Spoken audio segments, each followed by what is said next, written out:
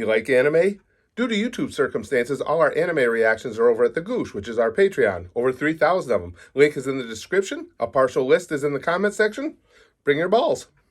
Okay, guys, I got something here today that I think is going to be really different, fun, entertaining. I think it will be. This is a recommendation that came to us from one of our channel members, Gimster, over there at the Size Doesn't Matter. That's what we call our channel memberships. And he recommended this. I've heard other recommendations from this guy before. This one is Animals That Got the Middle Finger from Evolution. I want to make sure I say it right. Yeah. And this is from the channel Casual Geographic. I've just seen little bits and pieces like that people excerpted from some of his videos. Seems like a really entertaining, informative guy.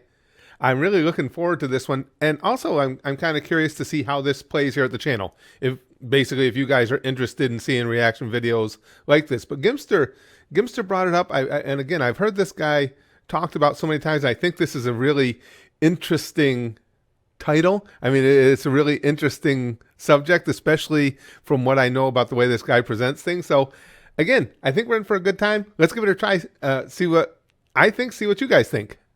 As always, guys, link to the original video is in the description. Don't watch a reaction video without seeing the original first, please. I mean, it's just a courtesy at the very least. And while you're over there, check out everything Casual Geographic's got. Let's go. Evolution is she named Emily. That's it. That's the whole intro. Don't get me wrong. The concept of evolution is pretty cool. Evolution is the bitch named Emily. Flexed her high in the entire animal kingdom. But there are just times where nature and evolution decide to team up and absolutely hoe an animal's entire existence. So here are 10 animals that I personally think got done the dirtiest. It's not exactly the way but obviously some animals are going to get violated more frequently than others. And I say that because if this list were actually in order, the octopus would probably medal at the Oppression Olympics for... Well, let me explain. Octopus are highly intelligent, and scientists believe they have the same cognitive ability as a 2-year-old human. Which might not seem impressive, but that means octopus are on the same IQ level as some dogs. They're even smart enough to use tools, whether it's using the tentacles of the venomous man of war as a weapon, which they actually do, or carrying a coconut around to keep as a travel-sized panic room. Get out of here! But being smart is the only thing they have going for them. I want to carry a coconut around. Most octopus come into the world as orphans. The mother octopus will spend months guarding and washing her nursery of up to 50,000 eggs. Since it's too dangerous to leave them alone, since there's no daycare underwater, she often won't eat the entire time. She's gotta be tired. Which means once the clutch of eggs are finally ready to hatch, the mother is shriveling, starving, and ready to become initials on a bio. No shit. Struggle doesn't end there. In fact, that's when it starts. Mom life. These babies the size of a grain of rice have to figure out life in an ocean full of animals that'll actually try to put an end to it. It's so bad that out of 50,000 children, if more than 2 survive to adulthood, it's considered overachieving. That honestly wouldn't be a big deal if nature didn't already nerf them with their lifespan. Damn. It's so ridiculously short that a majority of octopus species that live life to the fullest still won't be alive for their first birthday. Being an octopus means you can be born on New Year's, have a midlife crisis by June, only to be a memory by October. Giving an animal high intelligence your midlife crisis hits you in a hurry. 2 years just seems like an intentional dick move. It does. And because they have no shell or no armor, they'd honestly be lucky to live that long. Having no real way to defend themselves means a good number of them end up a sea lion's chew toy or a dolphin's frisbee. To be fair, octopus do have camouflage, in some cases highly toxic venom, but for the most part they get bodied by most of the ocean. And to add insult to injury, every octopus you see is probably a virgin because once they get laid, they die. We already saw what happens to the mother, but where did daddy at? Once the male octopus mates, he basically just gives up on life. The male octopus that's catched in his V-card will swim around catatonically until I'm with him torn on that. apart by predators or dies of starvation as his body falls apart due to senescence. Not like it really matters because most female octopus are bigger than the males and sometimes they'll attack and cannibalize him during. But one thing's for sure, if his date doesn't put him out of commission, his post-nut clarity will. Octopus don't live long, but for the months they're alive, their entire existence is a jihad. Now you know why Squidward couldn't give a if a paid him. Right, at least absolutely. I understand a lot more about Squidward now. They may be a victim of circumstance, but at least you get the idea that nature didn't go out of its way to screw them. Not like with this bird. Kiwi bird is probably the best proof that evolution ain't perfect. This tiny bird is actually part of the rat-type family.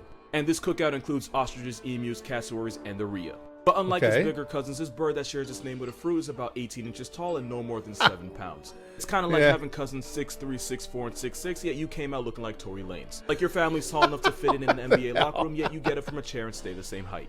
But of course, nature wasn't done screwing with this bird because like its relatives, they can't fly. Totally flightless, and despite being related to ostriches, a Jurassic reject, and a bird that literally won a war against Australia, Kiwi's about as defenseless as the fruit that got named after it. Basically, you're looking at a bird that can't bird. The kiwi is such light work that they can only survive on islands without any mammalian predators because they're really a couple stray cats away from being put in the history books. Nani? Well And done. Somehow, that's not Nani indeed. Because nature shrunk everything about this bird. Everything except the eggs they have to push out of their body. Despite being about 60 times smaller, kiwis have to deal with eggs nearly the same size as an ostrich's. Jesus and at 20% of its body weight, that Christ. would be like the average woman birthing a 35-pound baby, with the same equipment. It's such a hell to live that the egg actually rearranges the bird's organs and stretches its rib cage. There's too many things wrong with it for me not to think nature had serious beef with this bird. Yeah. Especially when you realize the kiwi's closest ancestor was an elephant bird, which was about 10 feet, 1,600 pounds. So yeah, they got nerfed bad. Yeah. At least they didn't get hit as hard as, say, the sloth. For being completely honest, Their here, hit the points sloth took has a almost beating. nothing going for it. Because they insisted on eating nothing but leaves, their diet makes them one of the slowest animals on the planet. Because they physically Should get can't for being a afford to spend vegetarian. energy they don't have, because going into debt would mean death. It's to the point where baby sloths have to quite literally hold on for dear life, because if it falls to the jungle floor, the mother likely won't waste the energy trying to get it back. And that's because if you're a sloth, leaving this tree is the most dangerous thing you'll ever do. Yeah, Sloths only poop sounds like about it. once a week, and when they do, they'll climb out of the tree and get on the ground to do it. Why they don't just drop a deuce from the trees, I couldn't tell you. Nobody Yeah, I knows was what gonna goes on in say, their heads. But is this that means about half of all sloth deaths involve getting clapped on the toilet like Elvis. One thing sloths have going for them is that they're so mind-numbingly slow that algae actually grows on them, giving them free camouflage. Really? There's a catch. Oh There my is God. always a catch. When one of your biggest ops is an eagle That's- with quite literally some of the best I'm getting eyes in close the where world, algae wearing is a gonna moss grow on blanket me. isn't going to amount to too much. And you know evolution was actively f***ing with them Hi, because bro. sloths are actually really good swimmers and can hold their breath for 40 minutes, longer than dolphins and seals. But it means almost nothing when most of the time they go swimming is by accident when they fall out of a tree. And that weak-ass doggy paddle might save them from drowning, but it won't save them from getting murked by an anaconda or a black cane. Yeah, The something's really gonna sad come part along is and sloths could actually be way better than this. Its close relatives, the armadillo and anteater, are able to put the same claws that it has to good use, and anteaters have even been known to swing on jaguars. You have a homicidal vacuum cleaner that has put jaguars and people in coffins. And then you have a God moss damn. blanket with a face. Moss Just like blanket the with a kiwi, the face. sloth used to be better than What this. a good writer. Megatherium, aka the giant ground sloth, was in the same weight class as elephants, and they actually knew how to use those claws. So much so that if Ice Age were realistic, Sid would have worn Diego's ass like a fur coat. But its massive size ended up screwing it in the end, as they basically got hunted into oblivion by humans, leaving us now with the virtually defenseless, dead-eyed, slower than molasses algae apartment that we call the sloth. You know that thing on Algae TV where it's apartment. like someone gets a genie that grants wishes, but only does so in a way that horribly Oh, brings them man. over in the end, and the Sloth moral is supposed life to be is careful what just you wish for. That basically sums up this sad. next animal, because it looks like it got finessed by a genie in one of the most disrespectful ways possible. Wish I didn't have to clean This my room is a anymore. fiddler crab. Male fiddlers have one giant brolic claw whose only purpose is to get a female's attention. Bee crabs choose their mate based on who has the biggest claw and therefore can pass the best genes to a clutch of eggs. Well, size Problem is everything. That is literally the Say only thing size this claw doesn't is matter. good for. Because that claw is too big to pick up food, the male fiddler crab can only feed himself with that smaller claw. That massive claw is actually a disability that means the males either eat half the food or take twice as long as the females.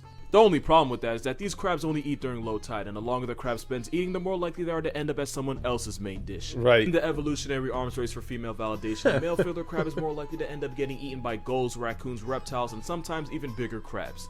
Since the But at females enable this least by being these attracted to the bigger but got less a functional claws, big the meaty fiddlers claw. got trapped in a vicious cycle. By preferring males with a trait that quite literally gets them put on a shirt, the females indirectly screw the next generation.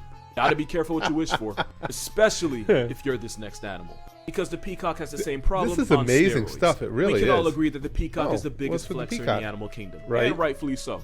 And just like with the crab and basically every other aspect of life, bigger is most certainly Very better. vain. The more colorful and eye-catching, the better the peacock's chances at bagging a peahen.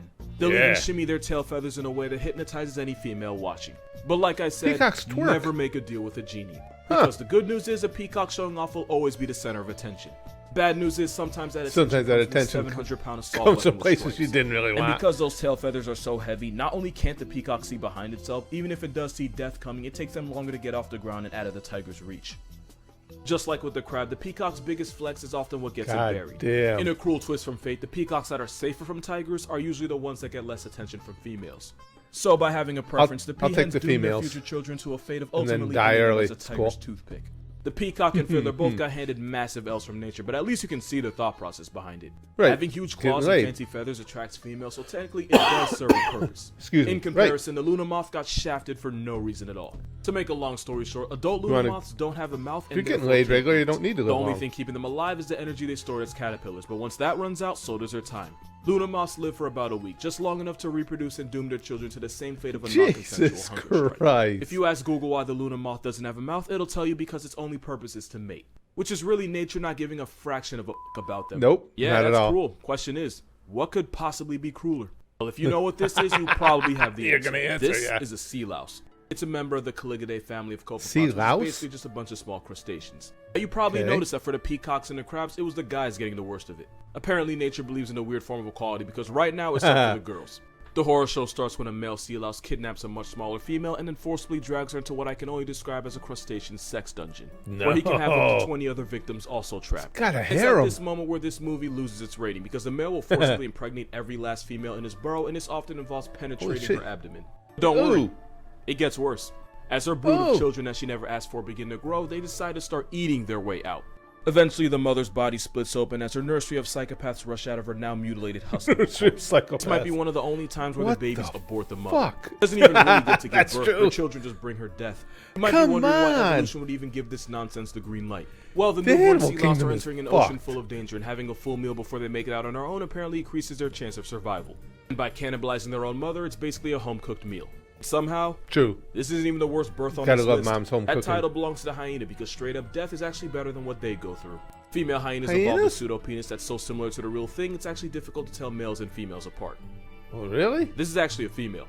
Only problem is, it's not just for show, they actually have to give birth to that thing. And yes, it's every bit as painful as you think. And just to somehow make it even worse relative to the mother's size, hyenas have to give birth to the largest cubs of any carnivore, and they have to do it through a penis. Good amount of first-time mothers don't even survive this because the process involves rupturing and splitting open the pseudo to make it easier for the cub. But the cubs don't get it easy either. About 60% of hyena cubs will suffocate on the way out and become past tense before technically even joining the present. You got better than 50-50 chance of dying during birth. Cub that evolution would have patched. That's a short life. But apparently nature and Lion King have something in common when it comes to doing hyenas dirty. Ooh. Wow, Lion.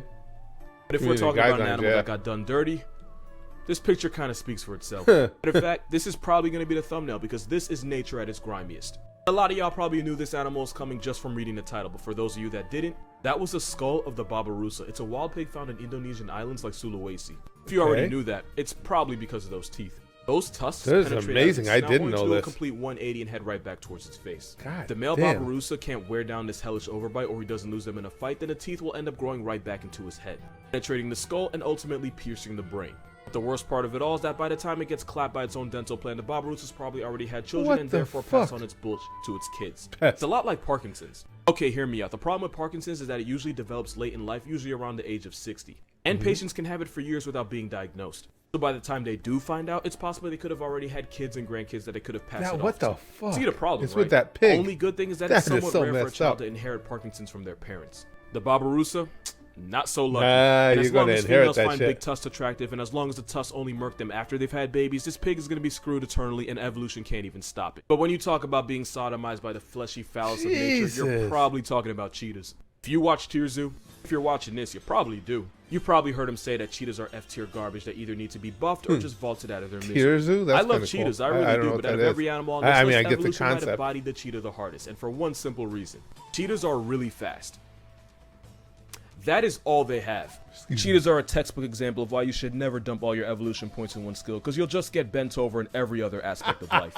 Because they're built for speed and absolutely nothing else, cheetahs often get bullied by other predators, especially lions and hyenas. And because cheetahs have to expend so much energy just to make a kill, it forces them to rest right after, which makes it really easy for other animals to just step in and run their pockets.